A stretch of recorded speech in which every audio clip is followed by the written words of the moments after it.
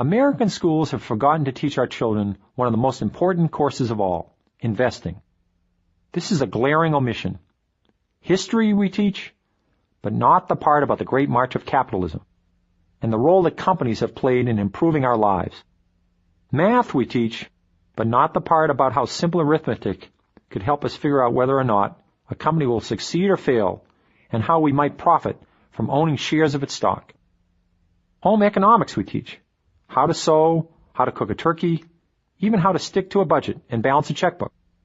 But what's left out is how saving money from an early age is the key to future prosperity, how investing that money in stocks is the best move a person can make, next to owning a house, and how the earlier you start saving and investing in stocks, the better you'll do in the long run. Investing is fun. It's interesting. Learning about it can be an enriching experience in more ways than one. It can put you on the road to prosperity for the rest of your life. The millions of Americans who have discovered the fun and profit in owning stocks aren't all whiz-bangs who drive Rolls Royces, like the people you see on Lifestyles of the Rich and Famous. Most of these shareholders are regular folks with regular jobs.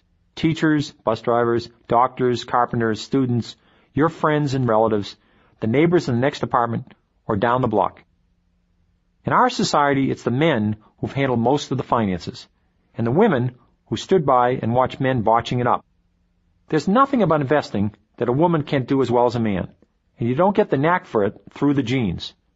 So when you hear someone say, he's a natural-born investor, don't believe it. The natural-born investor is a myth. The principles of finance are simple and easily grasped. Principle number 1 is that savings equals investment. Money that you keep in a piggy bank or cookie jar doesn't count as an investment. But any time you put money in the bank, or buy a savings bond, or buy stock in a company, you're investing. Somebody else will take that money and use it to build new stores, new factories, all of which create jobs. More jobs means more paychecks for more workers. If those workers can manage to set aside some of their earnings to save and invest, the whole process begins all over again. The best time to get started investing is when you're young. The more time you have to let your investments grow, the bigger the fortune you'll end up with. But this introduction to finance is not only for young people. It's for beginning investors of all ages who find stocks confusing and who haven't had the chance to learn about them.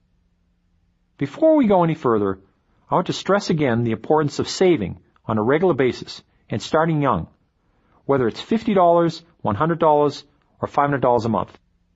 Consider the following two cases: Joe Big Belly and Sally Cartwheel. Big Belly gets a job as a clerk at Walmart. He's living at home and saving every last dollar so he can make the $2,000 down payment on a $20,000 Camaro with a racing scoop on the hood. He takes out a car loan for the remaining $18,000. His parents have to sign for the loan, but Big Belly is making the payments. It's a 6-year loan at 10% interest, so he sends $200 a month to the finance company. He cringes the first time he seals the envelope, kissing $200 goodbye, but he forgets all about it when he's driving around the Camaro and his friends are telling him what a cool car it is. A few months later, there are scratches on the door and stains on the carpet, and nobody is oohing and awing when the Camaro pulls into the parking lot. It's just another car by now, but Big Belly is stuck with the payments. At the end of 6 years, he's sick of the Camaro, which lost its cool a long time ago. He's finally paid off the car loan, which cost him an extra $10,800 in interest charges, so between the loan and the original purchase price, Big Belly has invested $30,800 in this car, not including taxes, insurance, gas, oil, and maintenance. At this point, the Camaro has more dents and more stains, and the engine sounds a bit rough. So what he's got to show for his $30,800 investment is a $6,000 clunker that he doesn't even like anymore. Sally Cartwheel also lives at home and works the Walmart checkout line a few feet away from Big Belly. But she didn't buy a cool car. She took the $2,000 she saved up and bought a used Ford Escort. Since Sally paid all cash, she didn't have car payments. So instead of sending $200 a month to the finance company, she invested $200 a month in a mutual fund for stocks. 6 years later, when Big Belly was mailing out his last car payment, the value of Cartwheel's mutual fund had doubled. Between the doubling of the fund itself and the steady stream of $200 contributions to the fund, Cartwheel has a $22,000 asset. She also has the Escort, which got her back and forth okay, and the dents and the stains she never worried about, because she didn't think of her car as an investment. It was only transportation. As we leave this economic morality tale, Cartwheel has enough money to make a down payment on an apartment and move out of her parents' home, while Big Belly continues to mooch. He's asked her out on a date, but she's taken a fancy to the real estate agent who's showing her around. America was once a nation of savers. People of all income levels put aside as much money as they could, mostly in savings accounts at the local bank. They made money on this money as it grew with interest, so eventually they could use it for a down payment on a house, or to buy things, or to draw on in family emergencies. In the meantime, the bank could take people's savings and lend them out to home buyers or home builders or businesses of all kinds. A country with a high savings rate can pay for roads, phone lines, factories, equipment, and all the latest innovations that help companies make better and cheaper products to sell to the world. An example is Japan. Japan was nearly ruined by World War II, but it managed to bounce back and become a great economic power. Japan was able to revamp its industries and rebuild its cities and towns because of its high savings rates. It's still a nation of savers today. The U.S. has a lot of catching up to do in this area because we no longer save the way we once did.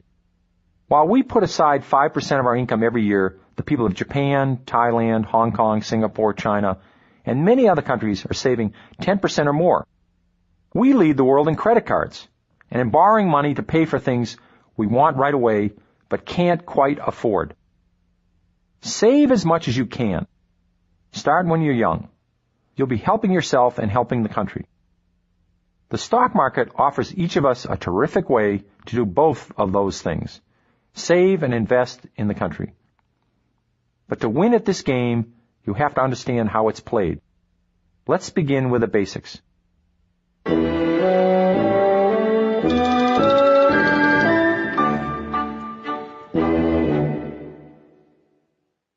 The vast majority of businesses in this country, from barbershops to bowling alleys, are privately owned by individuals, families, or small groups of people. You can't invest in them, but the biggest companies in America are almost all publicly owned. That means anybody can call up a broker and buy a share. Even if the chairman of McDonald's holds a grudge against you, he can't stop you from becoming an owner of McDonald's. The same goes for over 13,000 other public companies in the U.S. today. Public companies are everywhere. They surround you from morning to night. You can't get away from them. Nike, Chrysler, The Gap, Sunglass Hut, Kodak, Walmart. These are all public companies. Maybe you eat the school lunch that's cooked on an Amana radar range made by Raytheon. That's the same public company that makes the Patriot missile. Or maybe you drive to the nearest publicly owned hamburger joint, McDonald's, Wendy's, or Burger King, which is a division of a British public company called Grand Metropolitan. Coke and Pepsi come from public companies, and Pepsi also owns Taco Bell. From sea to shining sea, over 50 million men, women, and children have become part owners in public companies. This is an important part of our way of life that the Founding Fathers couldn't have dreamed up. Investors are the first link in the capitalist chain that creates our prosperity. In fact, investors got this country started. The history books give many reasons for America's great success, from the favorable climate to the tenacity of the first settlers. But behind the scenes, somebody had to pay the bills for the ships, the food, and the other expenses of coming to the New World.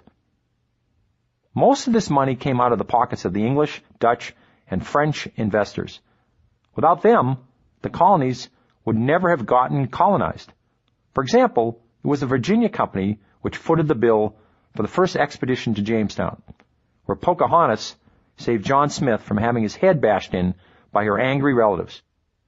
And later, in the mid-1800s, it was again foreign capital, that helped bankroll our fantastic progress as an emerging market. Today, we are returning the favor. American capital helps the world economy to grow, especially the emerging markets in Asia, Africa, and Latin America. It did not take long for capitalism to take root in America. By the early 1700s, companies of many types were getting started in the colonies. A few are still operating today. This is an amazing feat when you think of all the calamities between then and now.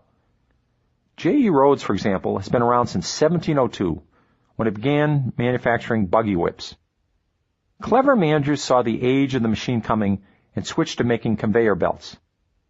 The D. Landreth Seed Company has been around since 1784.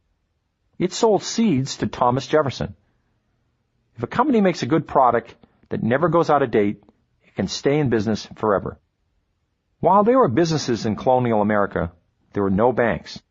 The British did not allow them. After the Revolution, this problem was corrected. In spite of the opposition from Thomas Jefferson, a gentleman farmer who dreaded banks, Alexander Hamilton got approval for the first Bank of the United States in 1791. We all recognize George Washington as the father of our country, but Alexander Hamilton was the father of the financial system. Hamilton's more famous for being a bad shot, losing a duel to Aaron Burr, but he was an astute economic planner. Hamilton also helped found the Bank of New York, still listed on the New York Stock Exchange. But the earliest shareholders in American banks, knowing little about what they were buying, paid too much for many of their bank stocks. The bidding went higher and higher until it got to ridiculous prices. And on Wall Street, what goes up that high must come down. Bank stocks landed with a thud in the crash of 1792, the first crash in Wall Street history. Hamilton's idea of a federally sponsored bank went out of favor after another panic in 1819, when a lot of businesses went bankrupt and people lost their life savings and jobs. President Andrew Jackson transferred the government's money to various state banks. The states, which gave out charters, in time created a vast system of banks, 300 in 1820, over 10,000 today. At the time of American independence from England, markets were opening all over the place. People were buying and selling at a furious pace. To many people, the whole situation looked out of control. Never in history were the masses of people allowed to go their own way and work for their own benefit. There didn't seem to be any rhyme or reason to it. Enter the economists, a new breed of thinkers. The first and smartest was Adam Smith. His Wealth of Nations, published in 1776, the year America declared independence, made the case for economic freedom. Smith deserves a place in history along with Tom Paine, Benjamin Franklin, and John Locke, who made the case for political freedom. Smith argued that when each person pursues his own line of work, the population is far better off than with a king or central planner dictating who gets what. This seems obvious today, but in 1776, it was a novel idea that millions of people could do what they pleased and somehow still create an orderly society where everyone was fed and housed. What if 99 out of 100 wanted to make hats? This is where Smith's invisible hand comes to the rescue. There is no invisible hand, of course. That was how Smith explained the ability of supply and demand to keep goods and services in balance. Too many hats? Prices drop. Hat makers go out of business and switch to a line of work that's profitable, like vegetable farming. The invisible hand doesn't work perfectly, of course, but Smith's ideas still hold true today. When there's a need for a new product, such as computers, many companies go into the business until there's so many computers that the price drops. The competition helps the consumer because every few months, fantastic new products come out to replace the clunky old ones. We don't need a king or a Congress or a Department of Things to decide what the country should make and how many. The market system that Smith described works this out automatically, and the profit motive supplies the incentive for people to work and corporations to be productive. Companies are in business for one basic reason: No matter if they're private or public, owned by a single shareholder or a million shareholders, the goal is the same. They want to make a profit. Profit is the money that's left over after all the bills are paid. It can be divided among the owners of any business, whether it's General Electric, Pepsi-Cola, Marvel Comics, or the car wash you run on weekends in your driveway. You wouldn't want to stand out in the hot sun with a bucket and soapy sponge if you didn't expect to come away with a profit. Maybe you enjoy washing cars because you can hose yourself down every once in a while. It keeps you cool in the summertime. But that doesn't mean you do it for free. The same is true of people who own shares in companies. They're not doing it just for the fun of getting invited to the annual meeting or getting a copy of the annual report sent to them in the mail. They're doing it because they expect the company in which they own shares to make a profit and pass along some of that profit to them sooner or later. There's a mistaken idea still floating around that people who do things for profit are being greedy or underhanded. They're trying to pull a fast one on the rest of us. Because whenever one person makes a bundle, it's at the expense of everybody else. A generation ago, there were more believers in this idea than there are today. But it's still lurking in the backs of more than a few minds. That one man's gain is another man's pain was the basic doctrine of communism. It was also fashionable among socialists on college campuses and elsewhere, who never missed a chance to accuse capitalists of putting themselves first and everybody else last, and of getting rich on the sore backs of the wage earners. Capitalism is not a zero-sum game. Except for a few crooks, the rich do not get that way by making other people poor. When the rich get richer, the poor get richer as well. If it were really true that the rich get richer at the expense of the poor, then since we're the richest country in the world, by now we surely would have created the most desperate class of poor people on earth. Instead, we've done just the opposite. Even corporate layoffs, which are painful to the individual, are healthy in the larger scheme of things. Back in the 1980s, the top 500 corporations found they had to get leaner and more competitive to survive. 3 million workers were dropped from the payrolls. But without these changes, millions and millions more would have lost their jobs. The bloated payrolls would have destroyed these companies. Meanwhile, small firms were creating jobs.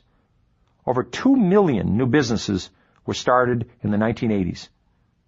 If they employ an average of 10 people each, that creates 7 times the jobs lost in the well-publicized layoffs of the bigger corporations.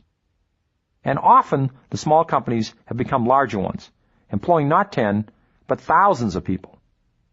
In spite of everything you might hear about layoffs or America losing its place in the world, remember that our economy has enormous strengths. We are the low-cost producers in forest products, paper, aluminum, and chemicals. Believe it or not, our railroads are so good at moving cargo that other countries are studying how we do it. Our auto firms have made a stunning comeback.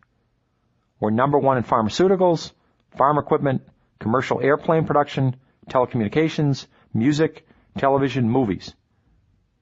In software, workstations, laser printers, computer networks, and microprocessors, the U.S. is dominant. The Japanese and Europeans can't keep up with the brainstorms that are coming out of such firms as Intel, Hewlett-Packard, Microsoft, Apple, and Compaq Computer. Meanwhile, the supposedly slothful U.S. labor force has become the most productive in the world. Each industrial worker producing nearly $50,000 worth of goods, $10,000 more than the average Japanese. All this innovation and productivity has been led by a different kind of American hero. Not all the heroes are ball players and rock stars. The people who start new companies and turn around older ones are also heroes. There's Steve Jobs, who created Apple Computer, which started in a garage, and Bill Gates, who created Microsoft. There's Walt Disney, the founding hero of Disney, and Michael Eisner, who brought back the full-length animation movies that gave Disney such box office hits as The Lion King and Beauty and the Beast. There's Lee Iacocca, who saved the Chrysler Corporation, Jack Welch at General Electric, Robert Goizueta at Coca-Cola, David Maxwell, who revived Fannie Mae, the largest mortgage corporation in the United States, and Fred Smith, who started Federal Express. Smith started FedEx not because he wanted to be rich. He was already rich.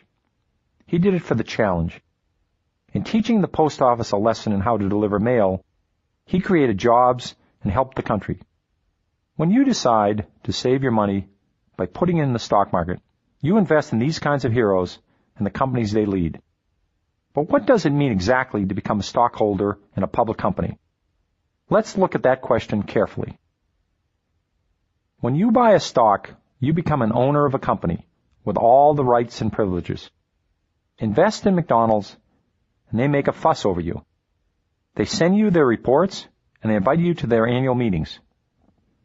They also pay you a bonus in the form of a dividend. If they have a really good year at their over 10,000 hamburger stands, they might raise the dividend.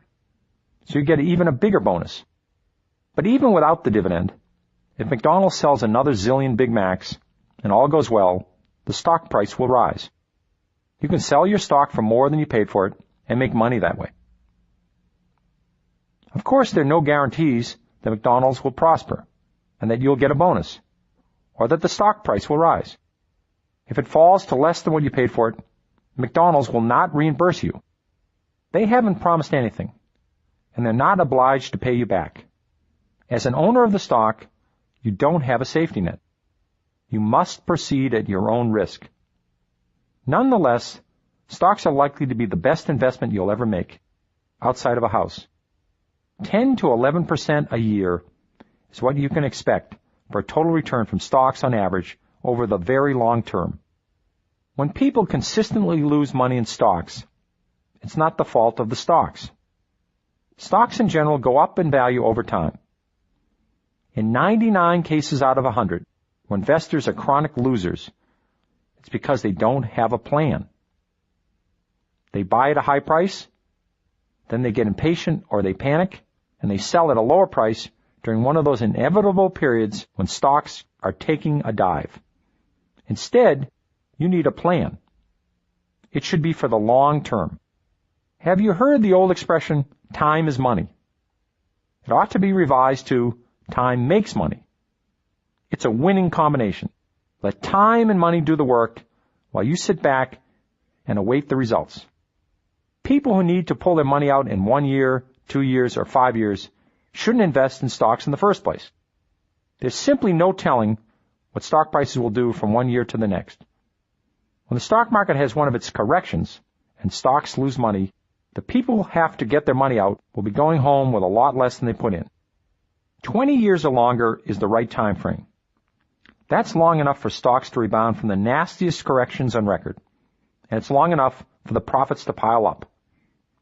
After 20 years at 11%, an investment of $10,000 is magically transformed into over $80,000. But to get that 11%, you have to pledge your loyalty to stocks for better or for worse. This is a marriage we're talking about, a marriage between your money and your investments. You can be a genius in analyzing which companies to buy, but unless you have the patience and the courage to hold on to the shares, you're an odds-on favorite to become a mediocre investor. It's not brain power that separates good investors from bad, it's discipline. Stick with your stocks no matter what. Ignore all the smart advice that tells you to do otherwise, and act like a dumb mule. That was the advice given years ago by an ex-stockbroker, Fred Schwed, in his classic book, Where Are the Customer's Yachts? And it still applies today. People are always looking around for the secret formula for winning on Wall Street, when all along it's staring them in the face. Buy shares in solid companies with earning power, and don't let go of them without a good reason. The stock price going down is not a good reason. It's easy enough to stand in front of a mirror and swear that you're a long-term investor who will have no trouble staying true to your stocks. Ask any group of people how many are long-term investors, and you'll see a unanimous show of hands. These days, it's hard to find anybody who doesn't claim to be a long-term investor. But the real test comes when stocks take a dive. Nobody can predict exactly when a bear market will arrive, although there's no shortage of Wall Street types who claim to be skilled fortune tellers. But when one does arrive, and the prices of 9 out of 10 stocks drop in unison, many investors naturally get scared. It's at this point that large crowds of people suddenly become short-term investors, in spite of their claims about being long-term investors. They let their emotions get the better of them, and they forget all the reasons they bought stocks in the first place, to own shares in good companies. They go into a panic because stock prices are low. Instead of waiting for the prices to come back, they sell at these low prices. Nobody forces them to do this, but they volunteer to lose money. Without realizing it, they've fallen into the trap of trying to time the market. If you told them they were market timers, they'd deny it. But anybody who sells stocks because the market's up or down is a market timer for sure. A market timer tries to predict the short-term zigs and zags in stock prices, hoping to get out with a quick profit. Few people can make money at this, and no one has come up with a foolproof method. In fact, if anybody had figured out how to consistently predict the market, his name or her name would already appear at the top of the list of the richest people in the world, ahead of Warren Buffett and Bill Gates. Try to time the market, and you invariably find yourself getting out of stocks at the moment they've hit bottom and are turning back up, and into stocks when they've gone up and are turning back down. People think this happens to them because they're unlucky. In fact, it happens to them because they're attempting the impossible. Nobody can outsmart the market. People also think it's dangerous to be investing in stocks during crashes and corrections. But it's only dangerous if they sell. They forget the other kind of danger, not being invested in stocks on those few magical days when prices take a flying leap. It's amazing how few key days can make or break your entire investment plan. Here's a typical example. During a prosperous 5-year stretch in the 1980s, stock prices gained 26.3% a year. Disciplined investors who stuck to a plan doubled their money and then some. But most of these gains occurred on 40 days out of the 1,276 days the stock market was open for business during those 5 years. If you were out of stocks in those 40 key days, attempting to avoid the next correction, your 26.3% annual gain was reduced to only 4.3%. A CD in a bank would return more than 4.3%, and at no risk. So to get the most out of stocks, especially if you're young and time is on your side, your best bet is to invest money you can afford to set aside forever, then leave that money in stocks through thick and thin. You'll suffer through the bad times, but if you don't sell any shares, you'll never take a real loss. By being fully invested, you'll get the full benefit of these magical and unpredictable stretches when stocks make most of their gains. At this point, we've come to 2 conclusions. 1, you should invest in stocks if at all possible. And 2, you should hold on to them no matter what. The next thing you have to decide is whether to pick your own stocks or let somebody else do it. There's a lot to be said for taking the easy way out, especially if you are bored by numbers and you couldn't care less what happens to Kodak's earnings or if Nike makes a better shoe than Reebok. That's why mutual funds were invented. Mutual funds are for people who want to own stocks but can't be bothered with the details. In a mutual fund, your only job is to send money, which gives you a certain number of shares in the fund. Your money is lumped together with a lot of other people's money. You never actually meet them, but you know they are out there. The whole pile is handed over to the expert who manages the fund. At least you hope there's an expert in charge, because you're counting on him or her to figure out which stocks to buy and when to buy them and sell them. A mutual fund has another advantage. Besides having a manager who does all the work, it invests in many companies at once. As soon as you sign up with a fund, you automatically become an owner of the dozens, even hundreds of companies the fund has already bought. Whether you invest $50 or $50 million, you still own a piece of all the stocks in the fund. This is less risky than owning only one stock, which, if you're a novice investor, might be all you can afford. A typical fund allows you to get started with as little as $50 or $100, with a chance to buy more shares whenever extra cash comes into your possession. How much and how often you contribute is up to you. You can take the guesswork out of it by investing the same amount every month, 3 months, or 6 months. The interval isn't important as long as you keep up the routine. This is called dollar cost averaging. Can you see the wisdom in this sort of installment plan? Your worries about where the stock market is headed from one year to the next are over. In a correction or a bear market, the shares in your favorite fund will get cheaper. So you'll be buying more at low prices. And in a bull market, you'll be buying less at high prices. Over time, with consistent investment, the costs will even out and your profits will mount. As an added attraction, many funds pay a cash bonus in the form of a dividend. It comes your way on a regular basis, 4 times a year, twice a year, or even 12 times a year. You can spend this money on movie tickets to reward yourself for investing in the fund. Or you can do yourself a bigger favor by using the dividend to buy more shares. This is called the reinvestment option. And once you've chosen it, your dividends are reinvested automatically.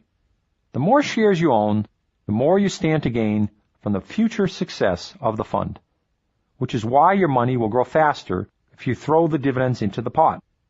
You can follow your fund's progress by looking it up in the newspaper, the same way you look up the stock price of Disney or Wendy's. The price of a share in a fund goes up and down every day, and it moves more or less in lockstep with the prices of all the stocks in the fund's portfolio. That's why you want to invest in funds with managers who have the knack for picking the right stocks. You're rooting for the managers, because the better they do, the better you do. Saying goodbye to a fund is easy. You can take your money out at any time you want, either all of it or some of it, and the fund will send you a check immediately. But unless there's an emergency and you have a sudden need for quick cash, getting out of a fund should be the last thing on your mind. Your goal is to sell your shares for a much higher price than the price you paid to acquire them. And the longer you stick with the fund, the bigger your potential profit. Along with the chance to share in the gains from a fund, you're also paying a share of the expenses. Salaries, rent, printing, mailing, telephone bills, all the costs of running a fund. These and other expenses are paid out of the fund's assets, and they cost investors between 0.5% and 2% annually, depending on the fund. Funds with expenses less than 1% have a built-in advantage over funds with bigger tabs. In addition to taking the annual expenses out of the shareholders' assets, some funds charge an entry fee called a load. These days, the average load is 3 to 4%. That means whenever you invest in a fund with a load, you lose 3 to 4% of your money right off the bat. The longer you stay in a fund, the less important the load becomes. Annual expenses deserve more attention than the load because they are taken out of the fund every year. For all the funds that charge an entry fee, there are just as many funds that don't. These are the no-loads. As it turns out, the no-loads perform just as well on average as the funds with loads. This is one case where paying a cover charge doesn't necessarily get you into a classier joint. Classy joint or not, professional stock pickers do have an advantage over the millions of amateurs who do their own stock picking. It's a hobby for the amateurs, but for the pros, it's a full-time job. They go to business school to learn how to study companies and decipher financial reports. They've got libraries, high-performance computers, and a research department to back them up. If there's important news out of a company, they hear it right away. It would take a dozen audio cassettes like this one to describe the different kinds of stock funds that are out there. The all-purpose funds, single industry funds, multi-industry, small company, large company, pure, hybrid, foreign, domestic, socially conscious, socially unconscious, growth, value, income, and growth and income funds. It's gotten so complicated, there are funds of funds that specialize in buying shares in other funds.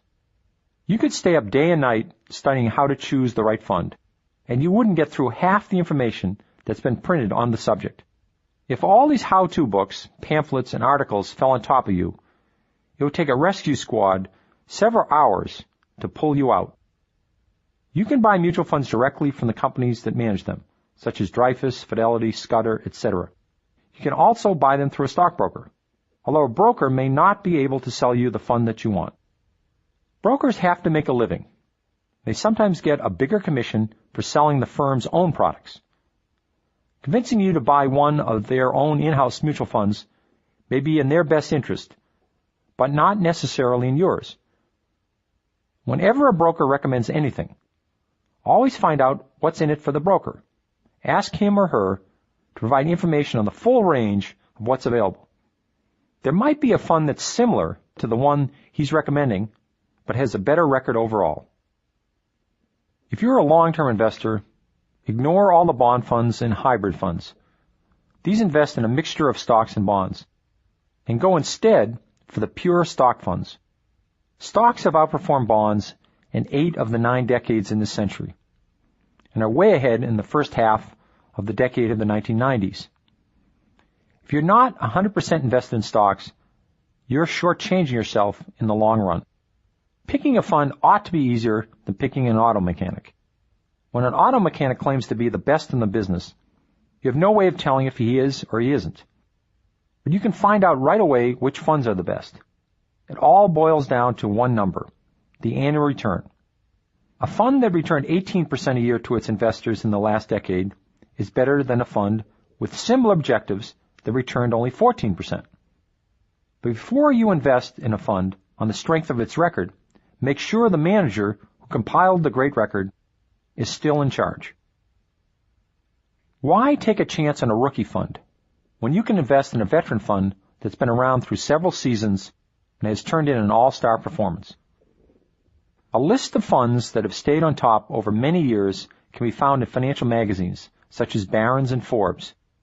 Twice a year, Barron's publishes a complete roundup of the funds, with the details provided by Lipper Analytical, a high-quality research company run by a prominent fund watcher, Michael Lipper. The Wall Street Journal publishes a similar roundup 4 times a year. If you want more information about a particular fund, you can get it from Morningstar, a company that tracks thousands of funds and issues a monthly report. Morningstar ranks all the funds for safety, rates their performance, and tells who the manager is and what stocks are in the portfolio. It's the best one-stop source in existence today. Over time, it's been more profitable to invest in small companies than large companies. The successful small companies of today will become the Walmarts, Home Depots, and Microsofts of tomorrow. It's no wonder, then, that mutual funds that invest in small companies have beaten out other funds by a substantial margin.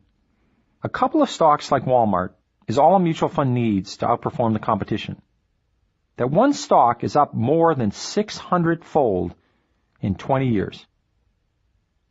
Since small company stocks are generally more volatile than large ones, you'll need a strong stomach that can take the bumps and stay on the ride. You'll do better in mutual funds that invest in small companies. And take note, it doesn't pay to be a fund jumper. Some investors make a hobby of switching from one fund to another, hopping the bandwagon of the latest hot performer. This is more trouble than it's worth. Studies have shown that top-ranked funds from one year rarely repeat their performance the next. Trying to catch the winner is a fool's errand, in which you're likely to end up with a loser. You're better off picking a fund with an excellent long-term record and sticking with it. Some investors have given up trying to find a fund that beats the averages. Instead, they choose a fund that is guaranteed to match the average, no matter what. This kind of fund is called an index fund. It doesn't need a manager. It runs on automatic pilot. It simply buys all the stocks in a particular index and holds on to them. There's no fuss, no experts to pay, no management fees to speak of, no commissions for getting in and out of different stocks, and no decisions to make. For instance, an S&P 500 index fund buys all 500 stocks in the Standard & Poor's 500 index, a diversified basketful of large stocks. This S&P 500 index is a well-known market average. So when you invest in such a fund, you'll always get an average result, which, based on recent past performance, will be a better result than you get in many of the managed funds. Or if you decide to invest in what's called a small cap fund to take advantage of the big potential payoffs from small companies, you can buy a Russell 2000 index fund. That way, your money will be spread out among the 2,000 stocks in the Russell. Another possibility is to put some of your money into an S&P 500 index fund to get the gains from the larger companies, and then put the rest in a Russell index fund to get the gains from the smaller companies. That way, you'll never have to read another article about how to pick a winning mutual fund, and you will end up doing better than some of the people who studied the situation very carefully and then put themselves in funds that failed to beat the averages. Mutual funds are just right for millions of investors. But if you have the time and the inclination, you can embark on a thrilling lifetime adventure, picking your own stocks. This is a lot more work than investing in a mutual fund, but you can derive a great deal of satisfaction from picking your own stocks. Over time, perhaps you'll do better than most of the funds. Not all your stocks will work to your advantage. No stock picker in history has ever had a 100% success ratio.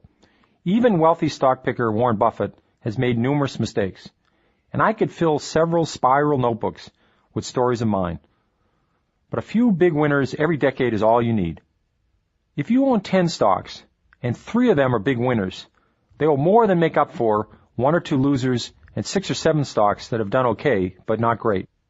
Once you get the hang of how to follow a company's progress, you can begin to plow more money into the successful companies and reduce your stake in the flops. Actually, there's nothing to keep you from investing in mutual funds and buying your own stocks as well. Many investors do both. In fact, stock picking may be America's #1 hobby, although it's rarely thought of that way. Many of the bits of advice you learned before in the mutual fund section, such as the advantages of starting early, of having a plan, of sticking to the plan, and not worrying about crashes and corrections, also apply to the portfolio of stocks you pick on your own. A problem confronts you right away. How do I figure out which stocks to pick? You'd be surprised how many people lose money by investing in stocks before they know the first thing about them. It happens all the time. A person goes through life with no experience in investing, then suddenly receives a lump sum retirement benefit and throws it all into the stock market, blind, when he can't tell a dividend from a divot. Since it's dangerous to put money into stocks before you figure out how to pick them, you might as well put yourself through some practice drills before you risk your cash. You've heard of fantasy baseball? That's where you pick an imaginary team from the major league rosters to test how your own team's batting average, home run production, etc. measure up. You can train for stock selection with a fantasy portfolio. Take an imaginary bankroll, $100,000 perhaps, and use it to buy shares in your favorite companies. Maybe you select Disney, Nike, Microsoft, Ben & Jerry's, and Pepsi. Track your gains and losses just the way you would with your own hard cash. To get the most out of your training sessions, you have to do more than follow the prices of the stocks. You have to learn as much as possible about the companies you've chosen and what makes them tick.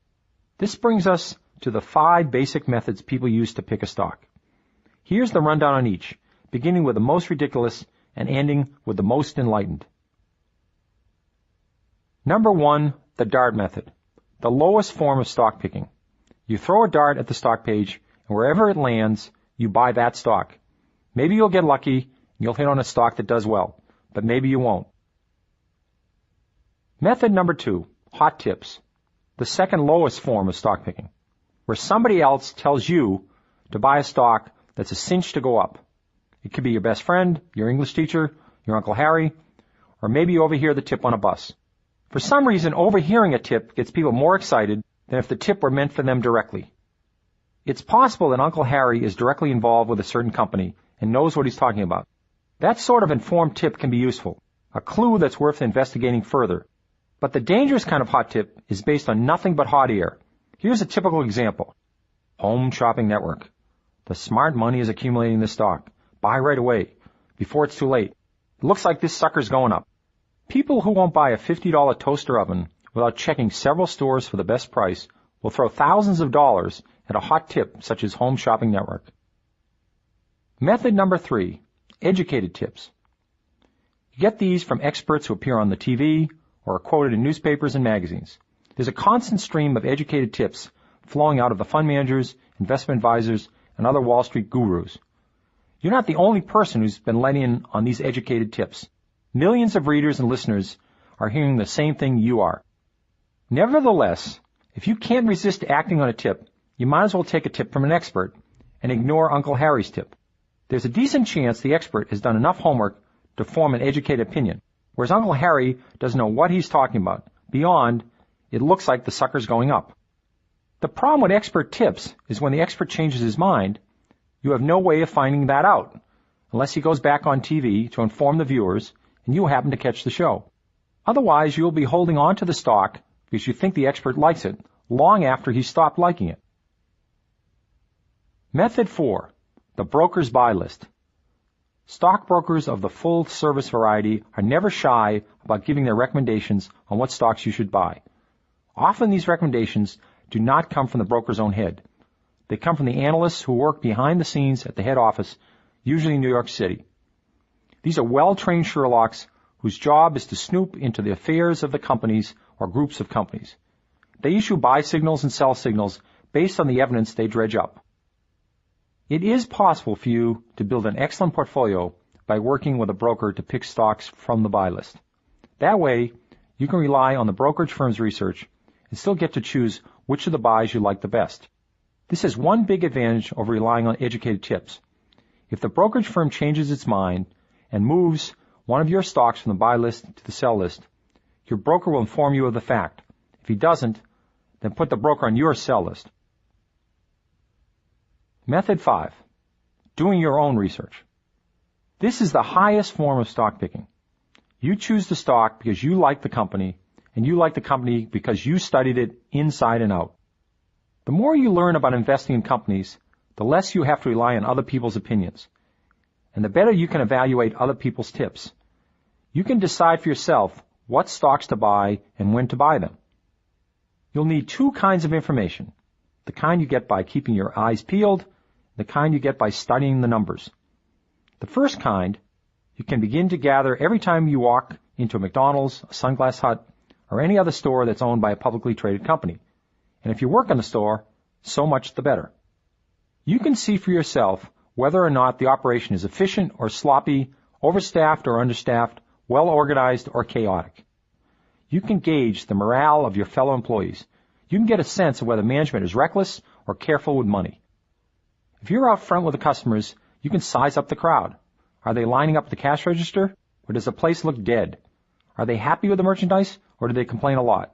These little details can tell you a great deal about the quality of the parent company itself. Have you ever seen a messy Gap or an empty McDonald's?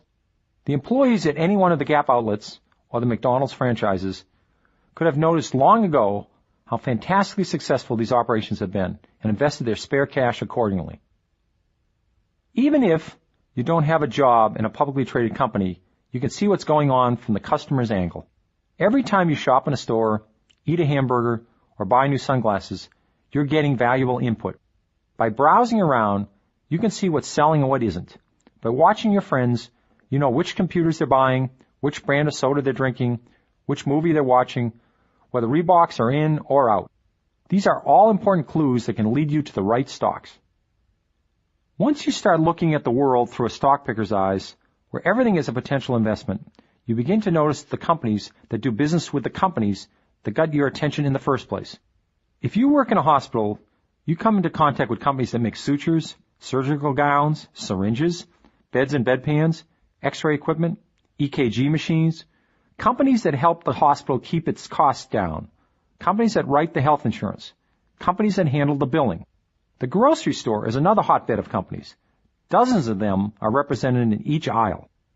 You will also begin to notice when a competitor is doing a better job than the company that hired you. When people were lining up to buy Chrysler minivans, it wasn't just the Chrysler salesman who realized that Chrysler was on the way back to making record profits. It was also the Buick salesman down the block who sat around their empty showroom and realized that a lot of Buick customers must have switched to Chrysler. This brings us to the numbers. Just because a company makes a popular product doesn't mean you should automatically buy the stock. There's a lot more you have to know before you invest. You have to know if the company is spending its cash wisely or frittering it away. You have to know how much it owes to the banks. You have to know if the sales are growing and how fast. You have to know how much money it earned in past years. You have to make your best estimate as to how much it can expect to earn in the future. You have to know if the stock is selling at a fair price, at bargain prices, or too high a price. You have to know if the company is paying a dividend, That is, does it regularly send a portion of its profits to you? And if so, how much? And how often is the dividend raised? Earnings, sales, debt, dividends, and the price of the stock. These are some of the key numbers stock pickers must follow. People go to graduate school to learn how to read and interpret these numbers. So this is not a subject that can be covered in depth in a primer such as this one. The best we can do is to give you a glimpse at the basic elements of a company's finances so you can begin to see how the numbers fit together. No investor can possibly hope to keep up with the over 13,000 companies whose stocks are traded in the U.S. markets today. That's why amateurs and pros alike are forced to cut down on their number of options by specializing in one kind of company or another. For instance, some investors only buy stocks in companies that have a habit of raising their dividends. Others look for companies where the earnings are growing by at least 20% a year. You can specialize in a certain industry, such as electric utilities, or restaurants, or banks. You can specialize in small companies or large companies, new companies or old companies. You can specialize in companies that have fallen on hard times and are trying to make a comeback. These are called turnarounds. There are hundreds of different ways to skin this cat.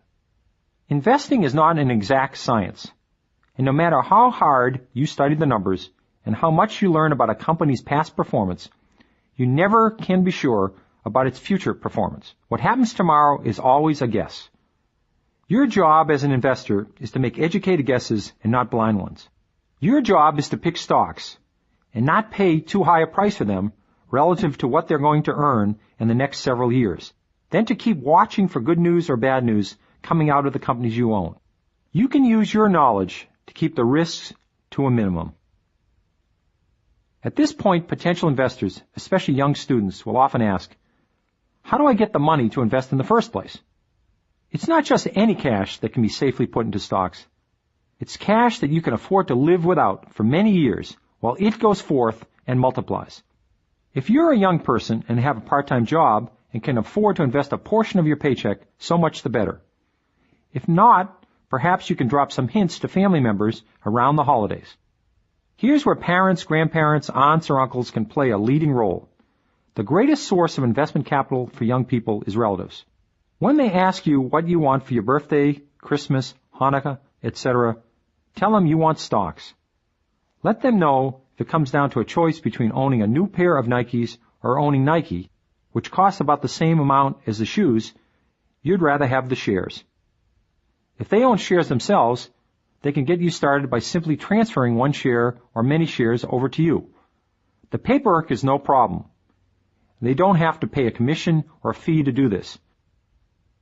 While small numbers of shares are routinely handed down from parents or grandparents, it's been difficult for young people to buy small numbers of shares on their own. Until recently, in fact, young investors have been discouraged from buying the one share or the few shares that would get them started investing. Two barriers stand in their way. First, most stock transactions are handled by brokers, and you can't open your own brokerage account until you're 21 years old. Second, most brokers charge minimum commissions, which range from $25 to $40. If you're buying one share of Pepsi for $47, you have to pay the broker a $40 commission. The fee is almost as expensive as the share. No successful investor can afford to pay $87 for a $47 stock. This sad state of affairs is changing, as companies have begun to sell small quantities of their own shares directly to the public, bypassing the brokers. After all, if McDonald's can sell you a burger, why shouldn't it be allowed to sell you its stock? Already, 80 companies have adopted a so-called direct investment program, in which individuals can purchase a few shares and pay commissions less than the deepest discount broker, or in a few cases, no commission at all. It's the best thing Wall Street has done for young people since the New York Stock Exchange invited the Beatles onto the floor in the 1960s. Unless you're buying shares directly from the company, you have to work through a broker at a brokerage house. You've heard the names: Merrill Lynch, Smith Barney, Dean Witter, Payne Weber, Charles Schwab.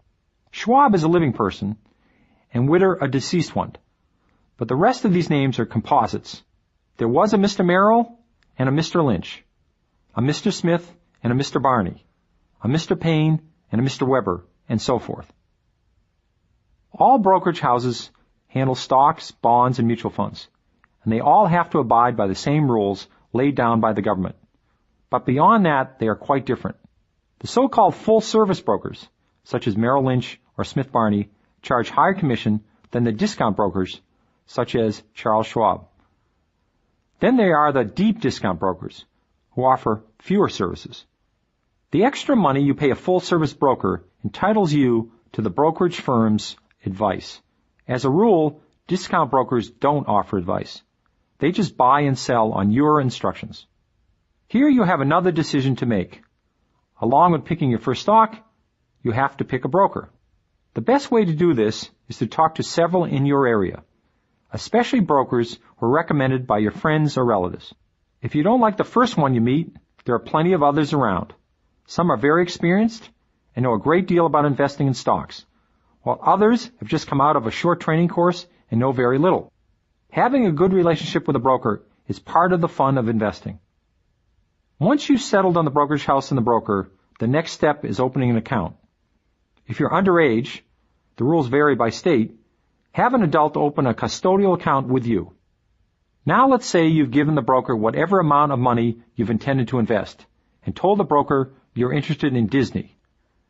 A good full-service broker will punch up Disney on the special computer that brokers have and read you the recent news about the company.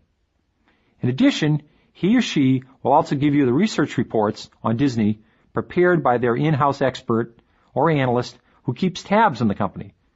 If they do their job right, analysts can be very valuable sources of information. It's possible that the analyst doesn't like Disney at the moment, or they think it's overpriced, or that low attendance at the theme parks will hurt the company. It's also possible that your broker will try to talk you out of Disney and into some other stock the brokerage house likes better. But if you've done your homework and you still think Disney is a good buy, then you might as well stick to your guns and insist on buying it. After all, it's your money. The next thing to consider is the price you want to pay for Disney. Again, you have a choice to make. You can buy a stock at the market, which means you'll get whatever the price happens to be at the moment your order is sent to Wall Street. Or you can put in what's called a limit order for a specific price and hope somebody will take you up on it. That's the chance you take with limit orders. You're waiting to buy at a certain price, which you may or may not get. Let's say your broker has checked his computer and informed you that Disney is trading at $50 a share. You decide to put in your bid at the market. The broker transmits your order through the computer and into the New York Stock Exchange, the NYSE.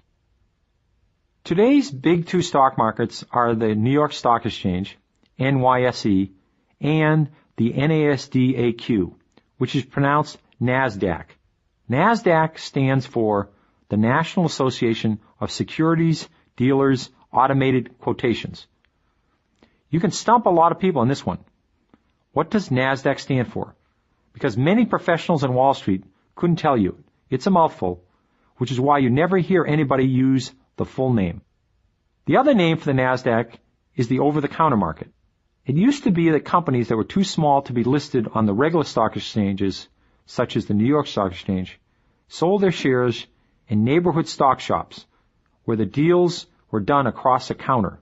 The counter is given way to the computer.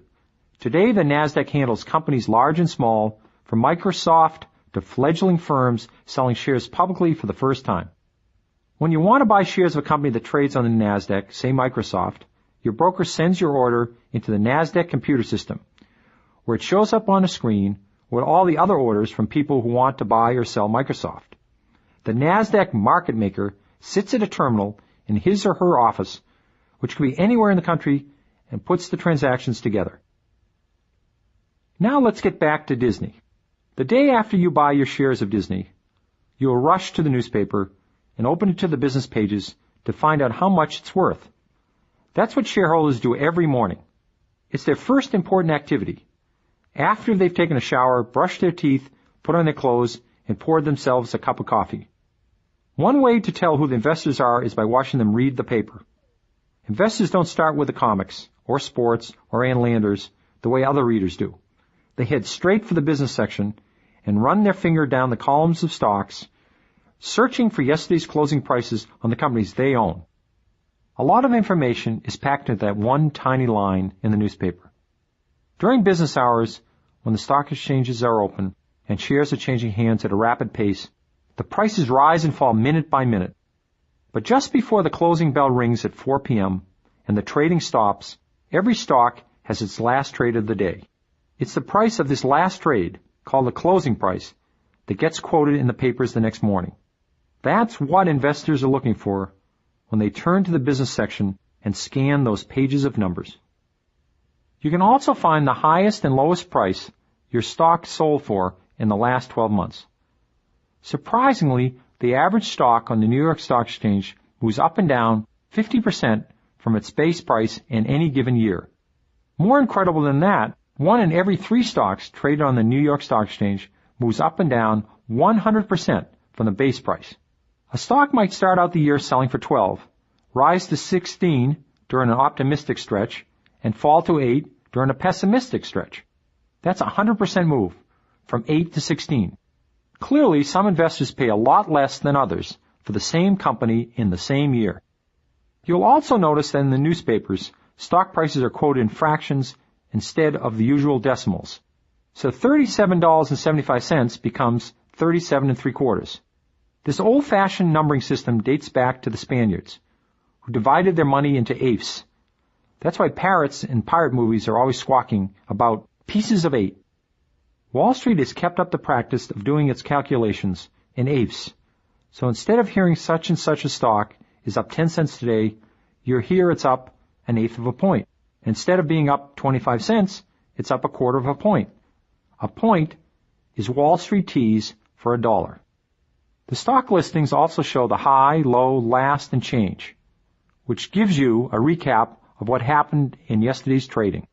On a given day, the highest price anybody paid for Disney might be listed as 43 5/8, and the lowest was 43 1/4, and the last sale of the day was made at 43 1/2. That was the closing price that everybody's looking for in the newspaper. If it happened to be the same as the closing price from the prior day, there'd be a 0 in the change column. From the newspaper, you can also see the dividend your company is paying, if any, the yield, that is, what percentage of return you're getting on your money, plus something called the PE, the price-earnings ratio. That's the price of a share divided by the annual earnings per share. When people are considering whether or not to buy a particular company, the PE helps them figure out if the stock is cheap or expensive. PE ratios vary from industry to industry, and to some extent from company to company. So the simplest way to use this tool is to compare a company's current PE ratio to what's normal for stocks at the time you want to invest. In today's market, the PE of the average stock is about 16, and Disney's PE of 21 makes it somewhat expensive relative to the average stock. There's also the word sales in the newspaper listing, the number of shares that were bought and sold in yesterday's session at the stock exchange. You always multiply this number times 100, so that 7114 tells you that more than 7.1 million shares of Disney changed hands. It's not crucial to know this, but it makes you realize that the stock market is a very, very busy place. When you add the 3 major exchanges, NYSE, American, and NASDAQ, together, the volume of trading reaches 500 million shares a day. Thanks to home computers and the electronic ticker tape, people no longer have to wait for tomorrow's newspaper to check their stocks. During the day, they can watch the tape on TV, or call up the stock prices on their computers, or call an 800 number to get the prices right away. There's even a handheld cellular receiver that connects to a satellite that investors can carry anywhere, on a rafting trip, an ocean cruise, or a mountain climbing expedition. All this technology has a drawback. It can get you too worked up about the daily gyrations. Letting your emotions go up and down in sympathy with stocks is a very exhausting form of exercise, and it doesn't do you any good. Whether Disney rises, falls, or goes sideways today, tomorrow, next month isn't worth worrying about if you are a long-term investor. Stocks are very democratic. They have no prejudices. They don't care who they belong to, black or white, male or females, foreign or native, saint or sinner, it doesn't matter. It's not like a fancy country club, where before you can join, you'll have to pass the membership committee. If you want to buy a share and become an owner of a public company of your choice, the company can't stop you. And once you become a shareholder, they can never kick you out. If you own just one share of Disney, you enjoy the same rights and privileges as the owner of 1 million shares. You'll be invited to attend the annual meeting, held at the original Disneyland in Anaheim, California, and you can sit next to the Wall Street pros and listen to the top Disney executives explain their strategy. You'll get free coffee and donuts and the chance to cast your vote on important matters, such as who will sit on the Disney Board of Directors. These directors are not employees of Disney, nor do they answer to the bosses of the company. They make strategic decisions, and they keep tabs on what the bosses are doing. Ultimately, the company exists for the shareholders, and the directors are there to represent the shareholders' interests. Public companies use a one-vote, one-share system in their elections. So if you own one share of Disney, your one vote isn't going to count for much against the 1 million votes cast by people who own 1 million shares. Nevertheless, the company takes each vote quite seriously. It realizes that most shareholders can't interrupt their lives and travel to the annual meetings where important issues are decided, so it sends out absentee ballots. If you forget to fill yours out, they send you a reminder.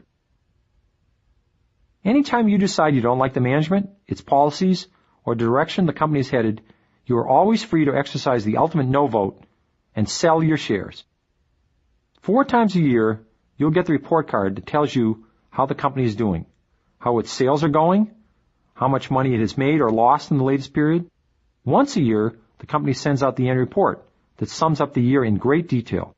Most of these are printed on fancy paper with several pages of photographs.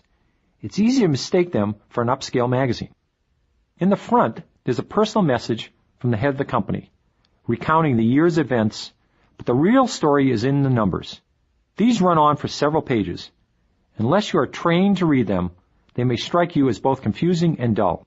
You can get the necessary training from a good accounting course. Once you do, these dull numbers can become very exciting indeed. What could be more exciting than learning to decipher code that could make you a prosperous investor for life?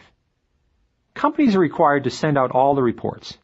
They can't say they forgot to write one, or that the dog ate it along with the homework.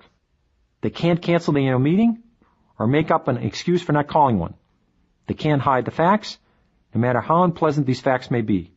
They must tell the whole truth, good and bad, so every shareholder knows exactly what's happening. It's the law. If there's a foul up on the assembly line, or products aren't selling, and the company is losing money, or the CEO runs off with the cash box, or somebody files a nasty lawsuit against it, the company must tell all. In politics, it's common practice for elected officials and candidates alike to stretch the truth, to bolster the point of view. When a politician distorts the facts, we say that's politics. But when a company distorts the facts, it's a scandal on Wall Street. But this rarely happens, in part because it's illegal to hide the truth about a publicly owned company.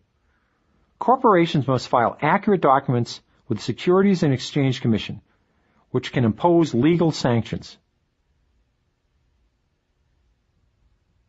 People who buy shares in Disney or Reebok or any other public company expect to make money from their investment. They count on firms to increase their profits, and they expect that a portion of these higher earnings will get back to them in the form of higher stock prices. This simple point, that the price of a stock is directly related to a company's earning power, is often overlooked, even by sophisticated investors. The ticker tape watchers begin to think stock prices have a life of their own. They try to fathom what the market is doing, when they ought to be following the earnings of the companies whose stocks they own. If earnings continue to rise, the stock is destined to go up. Maybe it won't go up right away, but eventually it will rise. And if the earnings go down, it's a pretty safe bet the price of stock will go down. Lower earnings make a company less valuable, just like a rock band that loses its audience and stops selling records. This is the starting point for the successful stock picker. Find companies that can grow their earnings over many years to come. It's not by accident that stocks in general have had a total return of about 11% a year. It's because companies in general increase their earnings at 8% a year on average, and pay 3% a year as a dividend. Based on these averages, the odds are in your favor when you invest in a representative sample of companies. Some will do better than others, but in general, they'll increase earnings by 8% a year and pay you a dividend of 3%, and you'll arrive at your 11% annual gain. By itself, the price of a stock doesn't tell you a thing about whether or not you're getting a good deal. You'll hear people say, I'm avoiding IBM because at $100 a share it's too expensive. It may be that they don't have $100 to spend on a share of IBM, but the price has nothing to do with whether or not IBM is expensive. A $150,000 Lamborghini is out of most people's price range, but for a Lamborghini, it may be a bargain. Likewise, $100 a share of IBM may not be expensive either. It depends on IBM's earnings. If IBM is earning $10 a share this year, then you're paying 10 times earnings when you buy a share for $100. That's a PE, or price to earnings ratio of 10, which in today's market is cheap. On the other hand, if IBM is earning only $1 a share, then you're paying 100 times earnings when you buy the stock at $100 a share. That's a PE ratio of 100, which is way too much to pay for IBM. The PE ratio is a complicated subject that merits further study if you are serious about picking your own stocks. But while we're on the subject, here are some pointers about PEs. If you take a large group of companies, add their stock prices together, and divide by their earnings, you get an average PE ratio. On Wall Street, they do this with the Dow Jones Industrials, the S&P 500, and other such indexes. The result is known as the market multiple, or what the market is selling for. The market multiple is a useful thing to be aware of, because it tells you how much investors are willing to pay for earnings at any given time. The market multiple goes up and down, but it tends to stay within the boundaries of 10 and 20. The stock market in late 1995 had an average PE ratio of about 16. This tells us that today's stock prices are in the middle range. In other periods, the market PE has fallen below 10. When that happens, stocks are very cheap. In general, the faster a company can grow earnings, the more investors will pay for those earnings. That's why aggressive young companies have PE ratios of 20 or 30 or higher. People are expecting great things for these companies and are willing to pay a higher price to own these shares. Older established companies have PE ratios in the mid to low teens. Their stocks are cheaper relative to earnings because established companies are expected to plod along and not do anything spectacular. Some companies steadily increase their earnings. They are the growth companies. Others are erratic earners, the rags to riches types. They are the cyclicals, the autos, the steels, the heavy industries that do well in certain economic climates. Their PE ratios are lower than the PEs of the steady growers because their performance is erratic. What they will earn from one year to the next depends on the condition of the economy, which is a very hard thing to predict. But just because a company earns a lot of money doesn't necessarily mean the stockholders will benefit. The next big question is, what does the company plan to do with this money? Basically, it has 4 choices. It can plow the money back into the business, in effect, investing in itself. It uses this money to open more stores or build new factories and grow its earnings even faster than before. In the long run, this is highly beneficial to the stockholders. A fast-growing company can take every dollar and make a 20% return on it. That's far more than you and I could get by putting that dollar in the bank. Or it can waste the money at corporate jets, teak panel offices, marble in the executive bathrooms, executive salaries that are double the going rate, or by buying other companies and paying too much for them. Such unnecessary purchases are bad for stockholders and can ruin what otherwise would be a very good investment. Or a company can buy back its own shares and take them off the market. Why would any company want to do such a thing? Because with fewer shares on the market, the remaining shares become more valuable. Share buybacks can be very good for the stockholders, especially if the company is buying itself at a cheap price. The final option with the earnings is for the company to pay a dividend. A majority of companies do this. Dividends are not entirely a positive thing. A company that pays one is admitting that it's not any longer a really fast-growing company. Otherwise, it would reinvest all the money. But in other ways, dividends are hard to beat. A dividend is a company's way of paying you to own the stock. The money gets sent to you directly on a regular basis. It's the only one of the 4 options where the cash goes into your pocket. If you need income while you're holding onto the stock, the dividend does the trick. Or you can use the dividend to buy more shares. Dividends also have a psychological benefit. In a bear market or a correction, no matter what happens to the price of the stock, you will still collect the dividend. This gives you an extra reason to not sell in a panic. Millions of investors buy dividend-paying stocks and nothing else. If you're interested in this kind of investing, you might want to get in touch with Moody's Investors Services, a Wall Street research firm. Among other things, Moody's compiles a list of companies that have raised their dividend for many years in a row. A few have been doing it for over 50 years, and more than 300 have been raising their dividend for 10 years. The list appears in Moody's Handbook of Dividend Achievers, along with complete statistical rundowns of each of the companies that have gotten into this habit. If you are going to invest in a stock, you have to know the story. This is another area where investors get themselves in trouble. They buy a stock without knowing the story, and they track the stock price because that's the only detail they understand. When the price goes up, they think the company's in great shape. But when the price stalls out or goes down, they get bored or they lose faith, so they sell their shares. Confusing the price with the story is the biggest mistake an investor can make. It causes people to bail out of stocks during crashes and corrections, when the prices are at their lowest, when they think the companies they own must be in lousy shape. It causes them to miss the chance to buy more shares when the price is low, when the company is about to hit a stretch of record profits. The story is what's happening inside the company to produce the profits in the future or the losses. It's not always easy to figure this out. Some stories are more complicated than others. Companies that have many different divisions are harder to follow than companies that make a single product. Even when the story is simple, it may not be conclusive. But there are occasions when the picture is clear and the average investor is in a perfect position to see how beautiful it is. There are times when understanding a company can really pay off. Let's consider two examples from two different periods, Nike in 1987 and Johnson & Johnson in 1994. Nike is a simple business. It makes sneakers. Along with fast food and specialty retailers, this is the sort of story that anybody can follow. There are three key elements. First, is Nike selling more sneakers this year than last year? Second, is it making a decent profit on the sneakers it sells? Third, will it sell more sneakers next year and the year after?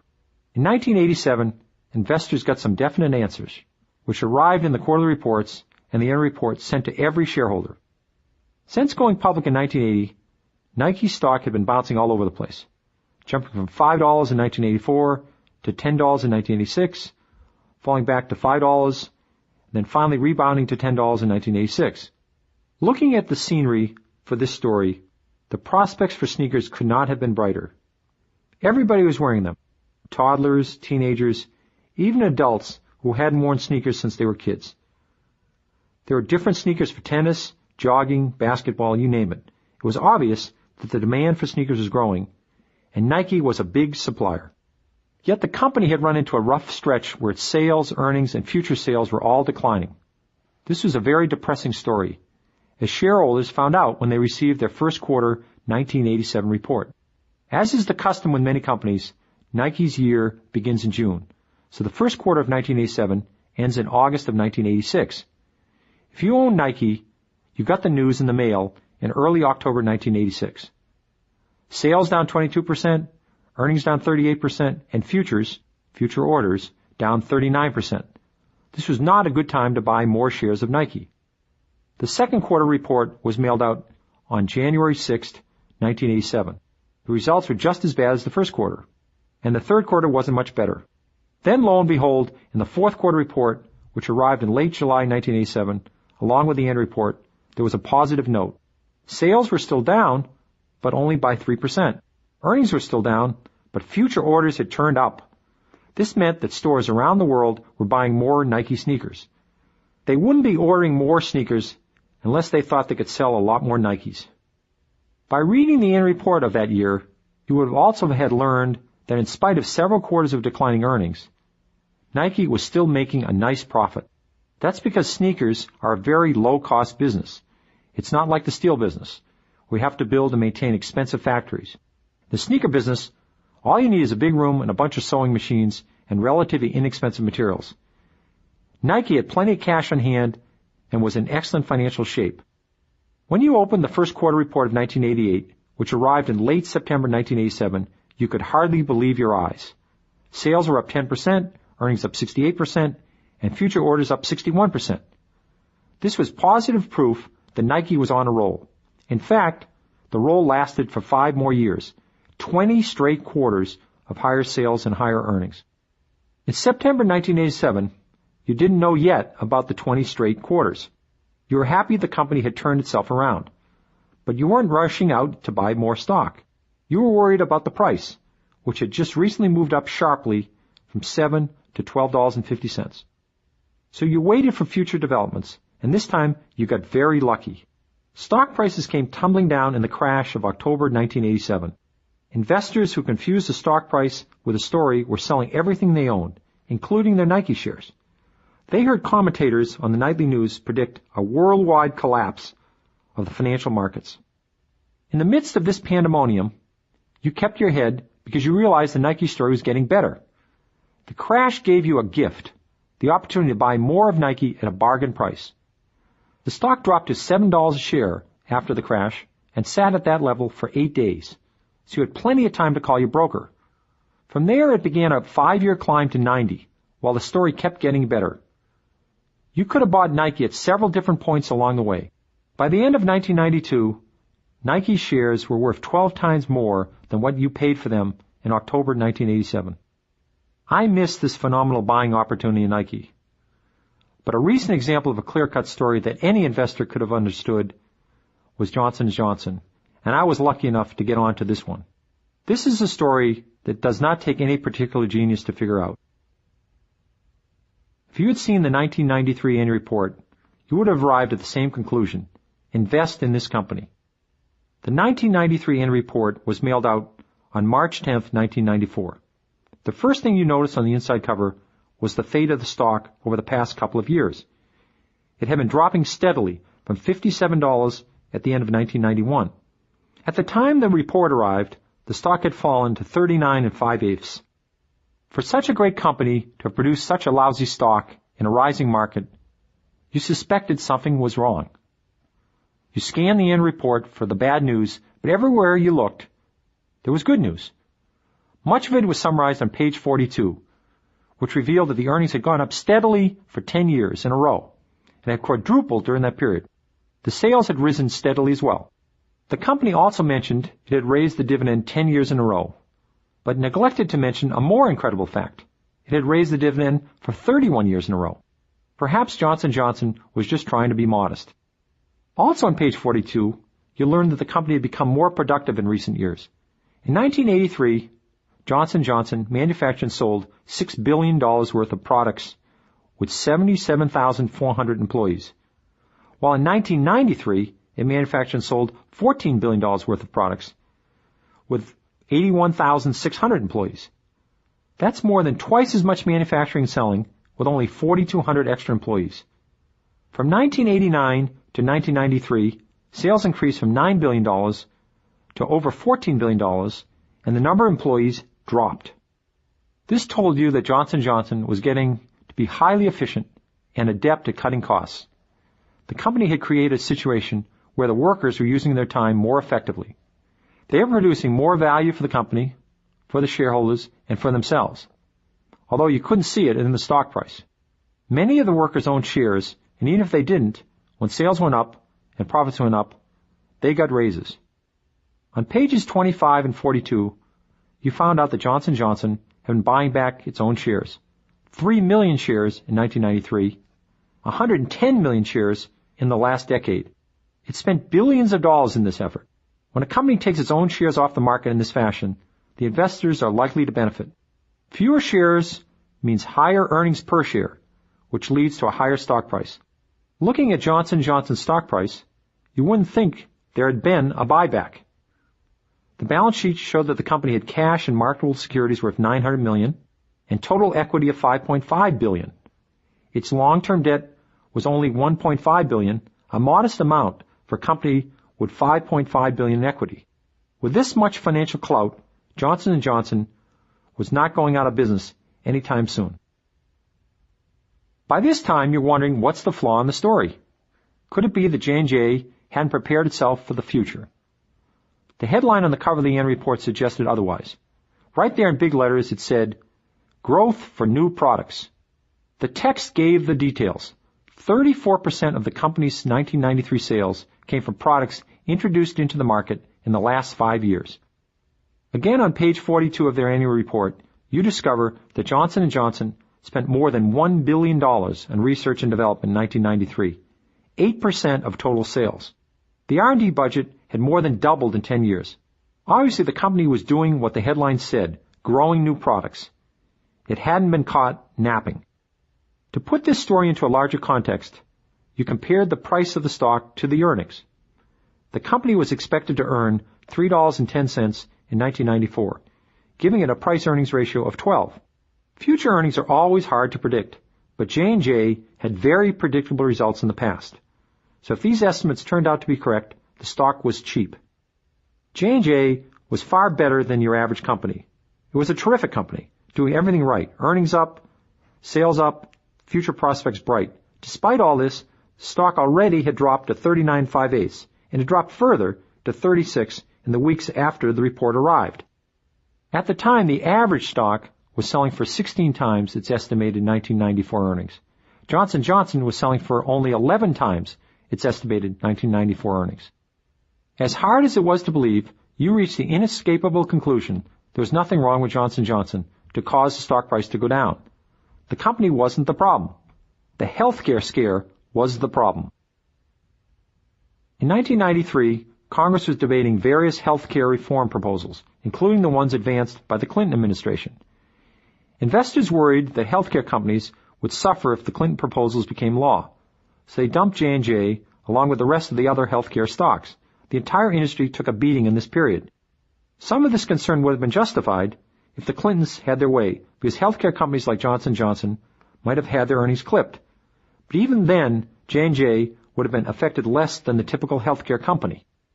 On page 42 of the annual report, you'll learn that over 50% of J&J's profits came from its international operations. The Clinton proposals couldn't have affected those. Then on page 24, you found out that 24% of the company's profits came from shampoo, Band-Aids, and other consumer items that had nothing to do with pharmaceuticals, which the Clintons had targeted for reform. Either way you sliced it, J&J had limited exposure to the threat that people were worried about. It didn't take more than 20 minutes to read the annual report and decide that J&J was one of the bargains of the decade. Johnson & Johnson is not a complicated story. You didn't have to be a full-time professional investor or graduate of the Harvard Business School to figure it out. This was an easy call. The stock was down, while the fundamentals of the company were improving. As in the case of Nike, you didn't have to rush out to buy shares. I recommended J&J in an article in USA Today at the end of 1993 when the stock was selling for 44 7/8. Later the stock went down, but that didn't bother me. Here's a chance to buy more shares at even a lower price. By midsummer 1994, the stock had rebounded to 44. It was still cheap on earnings. In 1995, it rose well above $85 a share. The price had more than doubled in 18 months. Even if you've done your homework and picked good stocks, the market can have its own momentum, challenging you to hang in there for the long haul. In a normal day of trading, many stocks will go up in price while others will go down. But occasionally there's a stampede when the prices of thousands of stocks are running in the same direction, like the bulls at Pamplona. If the stampede is uphill, we call it a bull market. When the bulls are having their run, sometimes 9 out of 10 stocks are hitting new highs every week.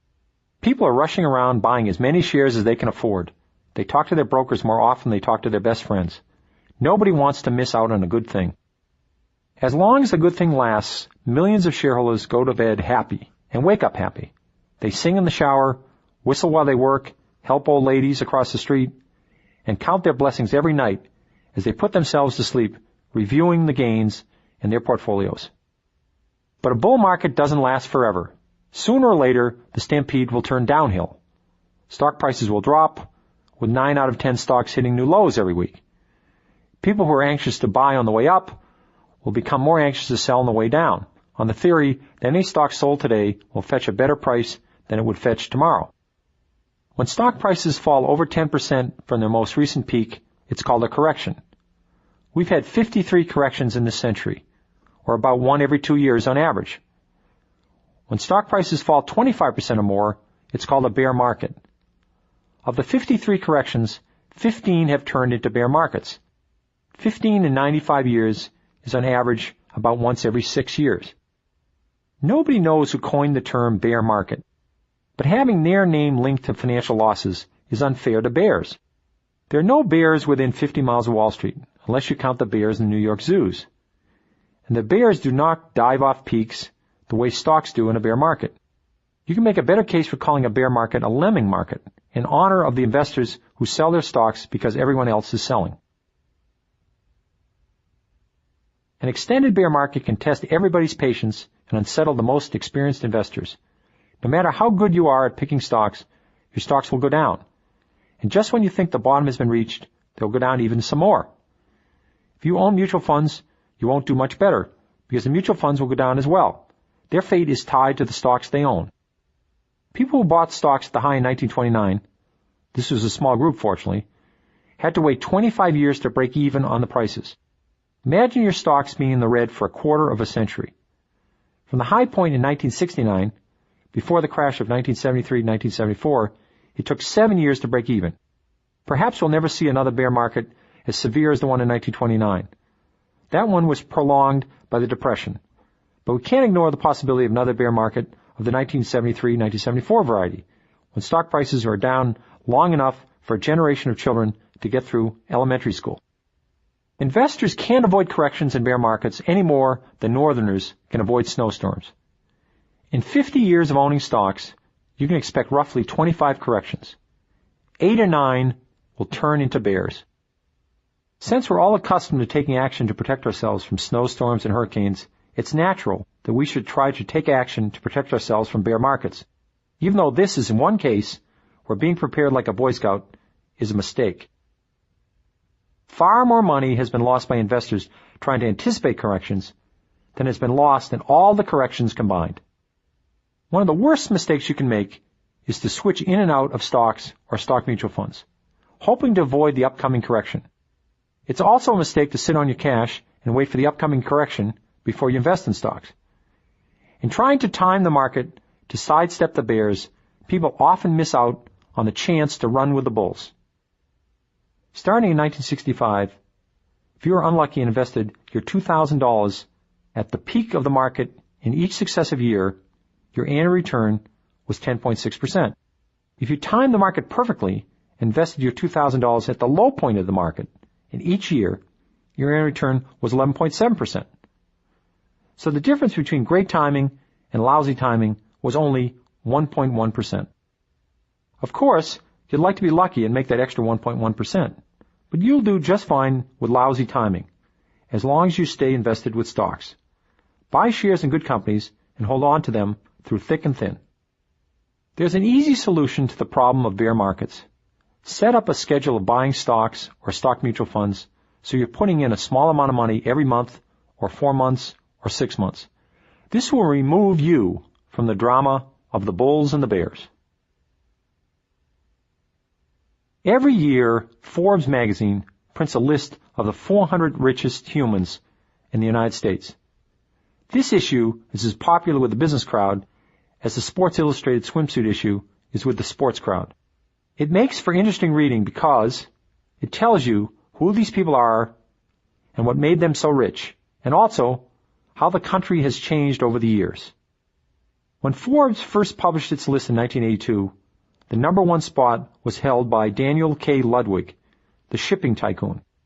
5 of the top 10 were in the Hunt family that drilled Texas full of holes and hit lots of gushers, which reminds us of billionaire J. Paul Getty's purported advice on how to get ahead in the world.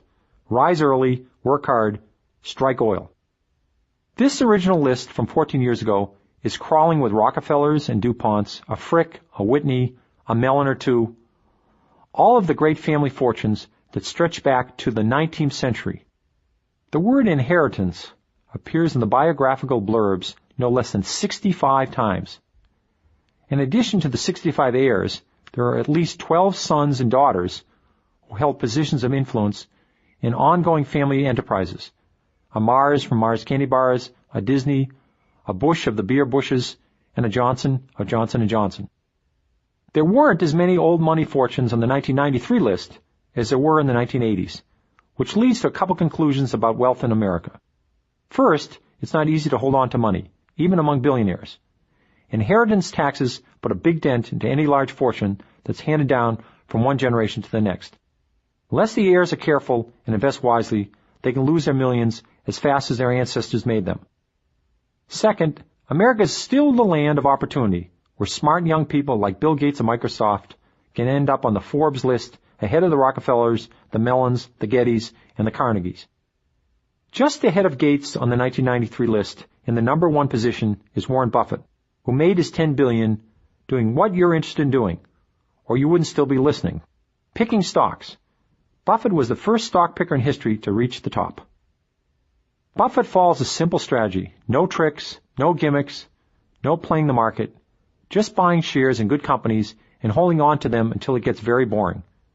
The results are far from boring. $10,000 invested with Warren Buffett 40 years ago is worth $80 million today. Most of these gains came from stocks and companies you've heard of, and you could buy for yourself, such as Coca-Cola, Gillette, and the Washington Post. If you ever begin to doubt that owning stocks is a smart thing to do, remember Warren Buffett. F. Scott Fitzgerald wrote in his novel, The Great Gatsby, "The rich are different from you and me, but you could not prove it by reading the Forbes list. It turns out there are all kinds of rich people, short, fat, tall, skinny, good-looking, homely, high IQ, not so high IQ, big spenders, penny pinchers, tight-fisted, and generous. No reason a rich person couldn't be exactly like you. But even if you don't want to become wealthy, investing in stocks will put you on the road to prosperity. Just remember, start now, have a plan, do your homework, and hang in there for the long term."